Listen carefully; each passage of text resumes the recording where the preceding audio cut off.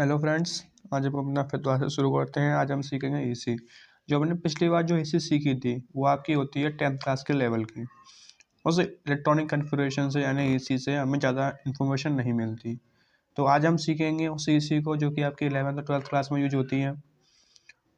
वो आपकी बहुत इंपॉर्टेंट होती है क्योंकि उसमें हम जो हमारी वो वाली ईसी बनती है उसमें हम ये बता सकते हैं कि हमारी जो एलिमेंट है उसकी जो प्रॉपर्टी होती हैं, फॉर एग्जांपल वो कौन से ग्रुप का है, कौन से पीरियड का है, कौन से ब्लॉक का है, ये चीज़ें हमें मिल जाती हैं। तो सबसे पहले हम शुरुआत करते हैं। देखिए होता क्या है, जैसा कि आपको पता है जो आपका कोई एटम है, जो सेंटर में उसका न्यूक्लियस और ये है उसकी शेल। अब हमारा जो बोर-बरी रूल होता है उसको, जो कि हमारा होता है 2n², इससे हम ये निकाल सकते हैं कि हमारे किस सेल में जो मैक्सिमम इलेक्ट्रॉन है वो कितने कितने हैं। तो देखिए जो फर्स्ट सेल होती है उसके लिए बोर-बरी रूल से जो फर्स्ट सेल में मैक्सिमम इलेक्ट्रॉन होते हैं, कौन से इलेक्ट्रॉन, मैक्सिमम इलेक्ट्रॉन, वो आते हैं हमारे 2। और सेकंड सेल के लिए हमारे जो मैक्स इलेक्ट्रॉन होते हैं वो आते हैं हमारे 8। ऐसे ही हमारा जो थर्ड सेल होता है उसमें जो मैक्सिमम इलेक्ट्रॉन आते हैं बोर-बरी नियम से वो आते हैं हमारे 18। और जो फोर्थ सेल होती है उसमें हमारे मैक्स इलेक्ट्रॉन आते हैं 32। और फर्दर ये ऐसे ही होता रहता है, अगले में आएंगे हमारे 50 और उसके बाद 72। अब देखिए होता क्या है कि जो हमारी इसके अंदर जो आपकी है, इसके अंदर होती है हमारी जो शेल। क्या? शेल। सेल को बोलते हैं हिंदी में कोश। इन सेल के अंदर यानी कि कोशों के अंदर कुछ और पाथ पाए जाते हैं जिन्हें बोलते हैं हम सबसेल। क्या? सबसेल। सबसेल को हिंदी में बोलते हैं उपकोष। आप देखो सबसेल होती हैं, जो होती हैं आपकी 4 टाइप की। कौन कौन सी सबसेल होती हैं? ये आपकी 4 टाइप की होती हैं। इसमें से आपकी पहली होती है एस सबसेल, दूसरी आपकी पी सबसेल, तीसरी आपकी डी सबसेल, चौथी आपकी एफ सबसेल। ये आपकी सबसेल होती हैं, ये होती हैं आपकी 4 टाइप की। कौन कौन सी? एस, पी, डी और एफ। ये मैं बार बार इसलिए रिपीट कर रहा हूँ ताकि ये आपके माइंड में एक ही बार में छप जाए। तो आपकी सबसेल होती हैं। अब देखिए इन सबसेल में होता क्या है कि ये आपकी सबसेल के अंदर एक चीज़ और होती है, उन्हें बोलते हैं क्या? ऑर्बिटल। क्या? ऑर्बिटल। ऑर्बिटल को भी हिंदी में भी ऑर्बिटल ही बोलते हैं। बस आपको ये बात याद रखनी है कि जो आपकी सबसेल होती हैं उनमें के अंदर ऑर्बिटल की संख्या अलग अलग होती है। क्या होती है? अलग अलग होती है। देखिए आपकी जो एस सबसेल होती है यानी एस उपकोष होता है, उसके अंदर ऑर्बिटल की संख्या होती है वो होती है 1। और जो आपका पी सबसेल होता है, पी उपकोष होता है, उसके अंदर ऑर्बिटल की संख्या होती है आपकी 3 यानी कि 3। और डी के अंदर उनकी संख्या होती है आपकी 5 और एफ के अंदर होती है आपकी 7। आपको ये याद रखना है कि कौन कौन से उपकोष में उसके अंदर कितने कितने इलेक्ट्रॉन और ऑर्बिटल होते हैं। अब हमने ये तो बता दिया कि आपकी जो सबसेल होती हैं उसके अंदर कितने कितने ऑर्बिटल होते हैं, पर हमें ये कैसा पता पड़ेगा कि ऑर्बिटल के अंदर कितने इलेक्ट्रॉन होते हैं या आपके उपकोष के अंदर कितने इलेक्ट्रॉन होते हैं। तो देखिए आपकी जो ऑर्बिटल होती हैं वो होती है ये। तो जो आपकी एस ऑर्बिटल होगी उसके अंदर सिर्फ कितनी होंगी? एक ऑर्बिटल। तो आपकी जो एस होगी उसका शेप होगा आपका इस टाइप का। और जो आपकी पी की ऑर्बिटल होंगी, पी में क्या होगा आपको बताया है कि पूरे कोष में कितनी ऑर्बिटल होती हैं? 3। तो पी बनती है आपकी इस प्रकार की। और उसके बाद जैसा कि आपको पता है डी में मैंने बताया 5 होंगी। तो जो आपकी डी होगी वो आपकी इस प्रकार की बन जाएगी, इसमें होंगी आपकी 5 ऑर्बिटल। और आपकी जो एफ है उसमें होंगी आपकी 7 ऑर्बिटल। तो वो बनेगा आपका इस तरीके से।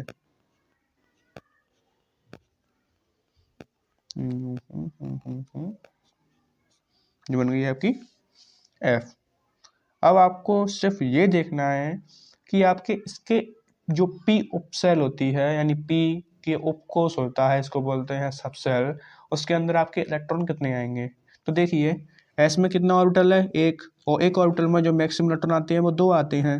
तो इस हिसाब से आपका जो एस होगा उसमें भी आपका 2 इलेक्ट्रॉन आ जाएंगे। जो एफ उपकोष होगा उसके अंदर टोटल जो इलेक्ट्रॉन आएंगे वो आपके कितने आएंगे, 2। कितने आएंगे, 2। और जो आपका पी उपकोष है उसके अंदर आपके जो इलेक्ट्रॉन आएंगे वो कितने आएंगे, तो उसके अंदर 3 ऑर्बिटल हैं, तो 3 ऑर्बिटल में एक ऑर्बिटल में 2 इलेक्ट्रॉन आते हैं, तो आपके पास टोटल कितने इलेक्ट्रॉन आ जाएंगे, 6। आपको करना क्या है कि आपको सिर्फ जितने ऑर्बिटल हैं उसका डबल कर देना है। जैसे आपके इलेक्ट्रॉन होते हैं वो निकल आते हैं, तो आपके ये जो डी होता है उसमें 5 ऑर्बिटल हैं, तो उसमें कितने इलेक्ट्रॉन आ जाएंगे, 10। और एफ में आपके कितने इलेक्ट्रॉन आ जाएंगे, 14। तो आपको ये याद रखना है कि किस किस ऑर्बिटल में कितने कितने इलेक्ट्रॉन आते हैं और किस किस उपकोष में आपके कौन कौन से ऑर्बिटल होते हैं। अब हमको पता है कि आपके एक ऑर्बिटल में 2 इलेक्ट्रॉन आते हैं और जो आपकी ऑर्बिटल की संख्या है जो अलग अलग उपकोषों के लिए अलग अलग होती है। ऐसे ही आपके जो उपकोष होते हैं ये आपके सारी कोषों में नहीं पाए जाते। आपको ये भी याद रखना पड़ेगा कि आपके कौन कौन से कोषों में आपके कौन कौन से उपकोष पाए जाते हैं। चलिए हम बात करते हैं अभी अपनी पहली कक्षा में। आप देखिए आपकी पहली कक्षा में ज़्यादा से कितने इलेक्ट्रॉन आते हैं, हमको पता है उसके अंदर ज़्यादा से 2 इलेक्ट्रॉन आते हैं। चलिए तो आपकी जो पहली कक्षा है उसमें ज़्यादा से 2 इलेक्ट्रॉन है। अब हम ये देखते हैं कि हमारे पहली कक्षा में या पहले कोष में कौन कौन से उपकोष होंगे। तो देखिए सबसे पहले हम क्या करेंगे, सबसे पहले हम स्टार्टिंग करते हैं एस से। तो हमने लिख लिया ये एस। अब देखिए हम बात कर रहे हैं पहली कक्षा के उपकोष के लिए, तो जो पहली कक्षा का उपकोष होगा एस उसके आगे हम लिखते हैं 1। ये 1 इसलिए है ताकि ये बताए कि ये उपकोष कौन सी कक्षा का है।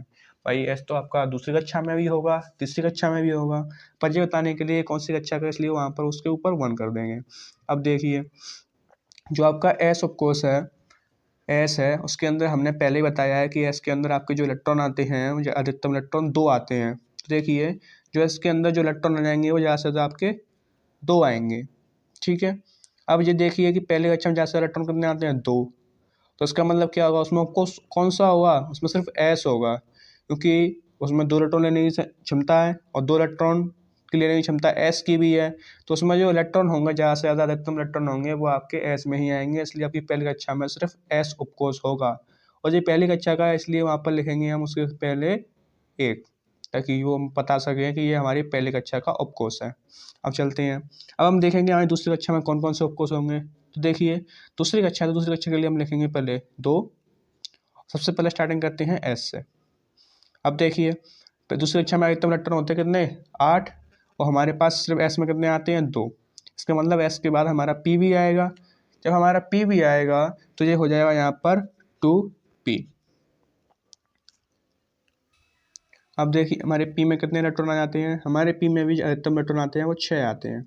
अब ध्यान से देखिए हमारे दूसरा उपकोष है उसमें ज़्यादा से ज़्यादा 8 इलेक्ट्रॉन आते हैं, तो इसका मतलब उसमें एक तो एस उपकोष होगा और एक पी उपकोष होगा, क्योंकि 2 इलेक्ट्रॉन एस उपकोष के आएंगे और 6 इलेक्ट्रॉन पी उपकोष के आएंगे, तभी तो 8 इलेक्ट्रॉन हो जाएंगे दूसरी कक्षा में।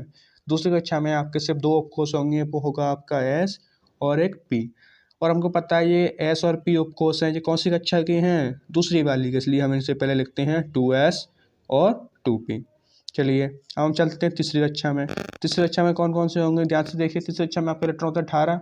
अब देखिए तीसरी कक्षा है तो उसके पहले 3 आएगा, 3 आएगा, उसके बाद 3s, उसके बाद फिर 3p आएगा, उसके बाद फिर 3d आएगा। अब देखिए एस में आते हैं आपके 2 इलेक्ट्रॉन, पी में आते हैं आपके 6 इलेक्ट्रॉन और डी में आते हैं आपके 10 इलेक्ट्रॉन। अब इनको जोड़ के देखिए, अब जो इनका जोड़ आ रहा है ये 18 आ रहा है, इसका मतलब आपकी जो तीसरी कक्षा है उसमें सिर्फ 3s 3p और 3d ही होंगे, इसमें f नहीं होगा। इसी प्रकार से जब हम देखें तो हम जो चौथी कक्षा होती है उसमें हमारा आ जाएगा 4s, उसके बाद हमारा फिर आ जाएगा 4p, p में हमारे 6 इलेक्ट्रॉन हो गए, 3d, d में हमारे 10 इलेक्ट्रॉन हो गए, उसके बाद 4d आएगा यहाँ पर, उसके बाद आएगा हमारा 4f। एफ में कितने आते हैं आपके 14 इलेक्ट्रॉन। अब इनको जब जोड़ोगे तो आपका जो इलेक्ट्रॉन का सम आएगा वो आएगा आपका 32। इसका मतलब आपकी चौथी कक्षा में एस पी टी और एफ चारों होते हैं। सबसे पहले आपको ये याद करने की ज़रूरत है कि आपके कौन कौन से कोषों में यानी कौन कौन से सेल में कौन कौन से उपकोष हैं यानी कि सब सेल। चलिए हम क्या करते हैं, हम इन सबको लाइन में लिखते हैं। देखिए यहाँ हो जाएगा आपका 1s2, फिर आपका आएगा 2s2, फिर आएगा आपका 2p6, फिर आपका 3s2, फिर आपका 3p6, फिर आपका 3d10, फिर आपका आएगा 4s2, फिर आपका 4p6, फिर आपका 4d10, फिर आपका 4f14।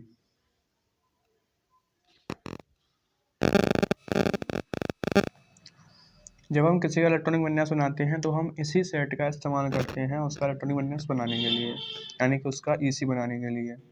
तो देखिए हम पहले बनाता है छोटे छोटे तत्वों के विन्यास बनाते हैं, यानी उनका ईसी बनाते हैं। सबसे पहले हम लेंगे अपना कार्बन लेते हैं, कार्बन आता है आप 6 नंबर पर। तो इसका ईसी बनाएंगे तो क्या करेंगे, पहले लेंगे हम 1s। अब देखिए कार्बन के पास 6 नंबर है उसका, तो उसका मतलब उसमें 6 इलेक्ट्रॉन होंगे। तो 6 इलेक्ट्रॉन में से हम क्या करेंगे, इनके इलेक्ट्रॉनों को इनके सब सेल में भरेंगे। तो आपको पता है कि जो एस होता है उसमें सिर्फ एक ऑर्बिटल होता है, एक ऑर्बिटल है तो उसमें ज़्यादा से ज़्यादा इलेक्ट्रॉन कितने आएंगे आपके 2। तो मेरे 1s में हो जाएंगे 2 इलेक्ट्रॉन। अब मेरी जो पहली सेल थी वो तो मेरे यहाँ से यहाँ तक भर गई, यानी कि मेरा पहला कोर्स था वो मेरा भर गया। अब मेरा स्टार्ट होगा दूसरा कोर्स। तो देखिए दूसरे कोर्स के लिए मेरा आएगा 2s। अब 2s में भी कितने कितने इलेक्ट्रॉन आएंगे, मैक्सिमम 2। मेरे 2 इलेक्ट्रॉन यहाँ पर आ गए। अब मेरे कितने इलेक्ट्रॉन हो चुके हैं, अब मेरे 4 इलेक्ट्रॉन हो गए, अभी मेरे 2 इलेक्ट्रॉन और बचे हैं। तो इसका मतलब इसमें 2p भी होगा, फिर मैं लिखूंगा यहाँ पर 2p। अभी भी मेरे पास 2 इलेक्ट्रॉन बचे हैं तो मेरा हो जाएगा 1s2, 2s2 और 2p2। तो मेरे यहाँ पर हो गए यहाँ पर 6 इलेक्ट्रॉन। देखिए ये बन गया मेरा कार्बन का AC। अब मुझे क्या है, अब मेरे पास बाकी इलेक्ट्रॉन तो है नहीं, तो मैं करूँगा मैं सिर्फ इन्हीं ऑर्बिटलों को, इन्हीं सब सेलों को लिखूंगा, मुझे आगे लिखने की जरूरत ही नहीं है। फॉर एग्जाम्पल मैं हाइड्रोजन का बनाऊँ तो मुझे किस चीज़ का लिखना होगा, मुझे सिर्फ लिखना पड़ेगा यहाँ पर 1h। और मेरा देखो हाइड्रोजन में एक इलेक्ट्रॉन है, वो सिर्फ मेरा 1s में आ जाएगा, क्योंकि एस की कैपेसिटी होती है 2 इलेक्ट्रॉन लेने की और मेरे पास है कितना इलेक्ट्रॉन, सिर्फ एक। तो मेरा हाइड्रोजन होगा उसका मेरा EC बनेगा, वो मेरा होगा 1s1। ये मेरा बन गया हाइड्रोजन का EC। चलिए अब मैं बनाता हूँ आपका ऑक्सीजन का। ऑक्सीजन मेरी कितने पे होती है, ऑक्सीजन होती है मेरी 8 नंबर पर। तो मेरी ऑक्सीजन 8। देखिए ऑक्सीजन का नंबर 8 है, इसका मतलब इसमें जो इलेक्ट्रॉन होंगे वो भी मेरे कितने होंगे, इसमें जो इलेक्ट्रॉन होंगे वो मेरे 8 ही होंगे। देखो 1s2, मेरे 2 इलेक्ट्रॉन तो एस वाले में आ गए, फर्स्ट सेल वाले के में। अभी मेरे पास कितने इलेक्ट्रॉन बचे हैं, मेरे पास बचे हैं 6 इलेक्ट्रॉन। तो मेरे आ जाएंगे आपके 2s2 में, सॉरी 2s2 में। अभी भी मेरे पास 4 इलेक्ट्रॉन और बचे हैं, वो मेरे आ जाएंगे 2p4 में। जो आपकी p होती है उसकी कैपेसिटी होती है 6 इलेक्ट्रॉन लेने की, पर मेरे पास सिर्फ 4 इलेक्ट्रॉन, तो मेरा हो जाएगा 2p4। इस हिस्से में हमारे कुछ असम्पशन और कुछ अपवाद टाइप के क्वेश्चन होते हैं। वो होता क्या है, जब हम अपना इलेक्ट्रॉनिक विन्यास बनाते हैं तो जब हम इलेक्ट्रॉन को रखते हैं तो हमें क्या करना पड़ता है, हमें कभी कभार जो आपकी जो 4s2 होती है, जो हमारी 4s2 3d10 से पहले आ जाती है। वो रीजन ये होता है जब हम इलेक्ट्रॉन भरते हैं तो होता क्या है, सबसे पहले जो इलेक्ट्रॉन भरे जाते हैं वो आपके भरे जाते हैं लोअर एनर्जी वाले सेल में। तो लोअर एनर्जी सबसे इसकी होती है, फिर इसकी होती है, फिर इसकी, फिर इसकी, फिर इसकी। अब रीजन क्या है, इसके बाद जो एनर्जी लो होती है वो 3d10 की नहीं होती, उससे लो एनर्जी होती है, वो आपकी 4s2 की होती है। तो यहाँ पर हम बढ़ेंगे तो हमको क्या करना पड़ेगा, 4s2 को 3d10 से पहले लिखना पड़ेगा। ये रीजन इस वजह से, क्योंकि जो 4s2 होती है उसकी एनर्जी कम होती है और 3d10 की ज़्यादा है, तो इससे पहले हम इलेक्ट्रॉन बढ़ेंगे 4s2 में। तो इन गलती के लिए हम डायग्राम बनाते हैं, इससे आपको पता पड़े कि सही कौन सा है। और जो एनर्जी के हिसाब से हमारे ऑर्बिटल बनने का जो राइट पाथ होता है वो हमारा ये होता है, सबसे पहले वो भरी जाती है हमारी 1s2 से। फिर क्या होता है, जो सीक्वेंस होता है वो आपका इस तरीके से यूँ आ जाता है, फिर आपका ये 2p2, फिर 3s2। 3s2 के बाद स्टार्ट हो जाएगा 3p6, फिर आपका 4s2। 4s2 के बाद फिर आपका 3d10, 4p6, फिर आपका 5s2। फिर आपका स्टार्टिंग होगा 4d10, 5p6, फिर 6s2। उसके बाद फिर आपका स्टार्टिंग हो जाएगा इस तरीके से, ये आपका 4p14, 4f14, फिर आपका 5d10, फिर आपका 6p6, फिर आपका 7s2। फिर लास्ट में आपका जाएगा 5f14, 6d10 और फिर आपका 7p6। देखिए इसका जो ऑर्डर है नीचे आने का वो आपका इस टाइप का होता है। तो जो आपका जो एनर्जी का ऑर्डर है, सबसे पहले ऊपर वाली जो ये वाली भरी जाएगी, उसके बाद फिर ये लौट के वापस पहुंच जाएगी, फिर आपका सेकंड एनर्जी ये आएगी 4s2। उसके बाद बढ़ती हुई एनर्जी क्रम में आपकी फिर आएगी 2p6, फिर आपका 3s2, फिर आपका 3p6, फिर आपका 4s2, फिर आएगा अब आपका 3d10। तो ये एनर्जी डिफरेंस की वजह से हमें याद करना पड़ता है। तो इस वजह से आपको जो EC बनानी पड़े तो उसको सबसे पहले आपको ये ऑर्डर याद करना पड़ेगा। आपके ये जो ऑर्बिटल होता है इनके एनर्जी का ये बढ़ता हुआ क्रम एक साइंटिस्ट ने बताया था, उनका नाम था अफबाउ। क्या? अफबाउ। इस वजह से इसको अफबाउ रूल भी कहते हैं। तो जो एक्चुअली में इंक्रीजिंग ऑर्डर का जो लेवल होता है उनका, आपकी शेल का, वो आपका इस रूल्स की वजह से दिया गया है, इसलिए आप इसको बोलते हैं अफबाउ रूल। तो आपको एसी बनानी है तो ध्यान रखिएगा, एसी के हिसाब से सबसे पहले जो इलेक्ट्रॉन भरा जाएगा वो लोएस्ट एनर्जी वाली आपकी सबसेल में भरा जाएगा। इस वजह से आपको ये याद करने की बहुत बहुत बहुत ज़रूरत है। चलिए एग्जाम्पल के तौर पे हम कुछ एक आधे एलिमेंट की एसी बना के देखते हैं। सबसे पहले लेते हैं हम अपना आर्गन, जो कि आपका आता है 18 पे। फिर स्टार्टिंग होगी आपकी 1s2, फिर आपका 2s2, फिर आपका 2p6, फिर आपका 3s2। 3s2 के बाद आपका क्या आता है? जैसे देखिए जो आपकी 3s2 होती है उसके बाद फिर आएगा आपका क्या? 3p6। 3p6। अब 3p6 के बाद आप सोचोगे कि यार 3s2 आया है, 3p6 आया तो 3d आना चाहिए, पर यहाँ पर 3d नहीं आएगा, यहाँ पर आएगा हमारा क्या? 4s2। क्योंकि जो 4s2 होती है उसकी जो एनर्जी होती है 3d से कम होती है, इस वजह से पहले आता है आपका 4s2। अब देखिए यहाँ पर हमारे जो जो एलिमेंट थे, जो इलेक्ट्रॉन थे, वो तो आपके ज़्यादा हो गए, क्योंकि आपका आर्गन कितने पे होता है? आर्गन होता है आपका 80 पे। और देखिए दो इलेक्ट्रॉन आपके यहाँ, दो यहाँ, 6 यहाँ, 2 यहाँ और 6 यहाँ। आपके जो 18 इलेक्ट्रॉन थे वो तो आपके यहीं पर पूरे हो गए। तो आपका जो ईसी होगा आर्गन का वो आपका सिर्फ ये होगा, इसको हम हटा देते हैं, तो आपका आर्गन का ईसी मिल गया है। चलिए अब एक एग्जाम्पल और लेते हैं, हम बनाएंगे अपना जिंक का ईसी, जो कि आपका नंबर होता है इसका 830। तो देखिए इसका भी ईसी बनेगा 1s2, 2s2, फिर आएगा आपका 2p6, फिर आपका 3s2, फिर आपका 3p6 और फिर 4s2 और फिर आपका 3d10। ये बन गया आपका क्या? जिंक का ईसी। बाकी की और एलिमेंट का जो ईसी है वो आप खुद बना के देखिएगा, और नहीं है तो आप कमेंट में मुझसे पूछ सकते हो। Thank you.